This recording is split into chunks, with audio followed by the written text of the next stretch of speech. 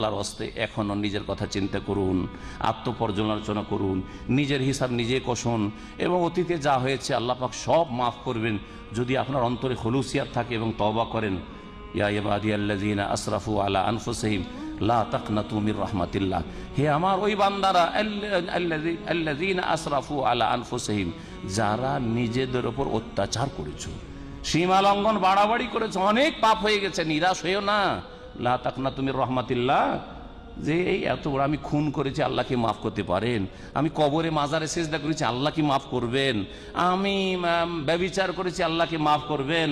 আমি সুদ খেয়েছি, আল্লাহ কি মাফ করবেন? আমি চুরি ডাকাতি করেছি, আল্লাহ কি মাফ করবেন?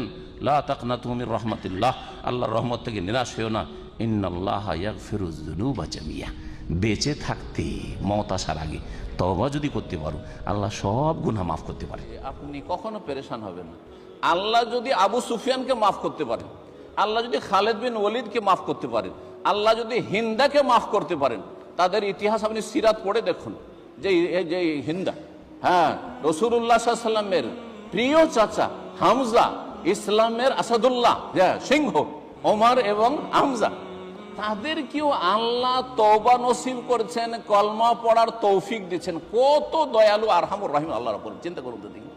আল্লাহ যদি এত বড় বড় অপরাধ করেও নবী সাল্লাল্লাহু আলাইহি ওয়াসাল্লামের বিরুদ্ধে তারা লড়াই করছে, এমন ময়দানে লড়াই করছে যেখানে নবী সাল্লাল্লাহু আলাইহি ওয়াসাল্লামের দাঁত মোবারক শহীদ হলো, মাথা মোবারক জখম হইল, রাসূলুল্লাহ সাল্লাল্লাহু আলাইহি ওয়াসাল্লামের উপর এত জুলম অত্যাচার করলো, তাদেরকেও যদি আল্লাহ মাফ করে হেদায়েত নসিব করেন, কলমা পড়ার তৌফিক দান করেন, তো আমি আপনি যারা কিছু ভালো কাজও করে আসছি আর মেলা গুনাহও করছি, আল্লাহ কি মাফ করবেন না? হ্যাঁ, আল্লাহ বলছেন ওয়াখারুনা খালাতু আমালান সালিহান, কিছু লোকের এমন আছে যারা কিছু ভালো কাজও করে, ওয়া আখারা সাইয়্যান, আর কিছু মন্দ কাজ গুনাহও করে, আসাল্লাহু আইয়াতুবা আলাইহিম, আল্লাহর কাছে আশা করা যায় যে আল্লাহ তাদের তওবা কবুল করবেন, আইয়াফু আনহুম, আল্লাহ তাদেরকে মাফ করে দিবেন।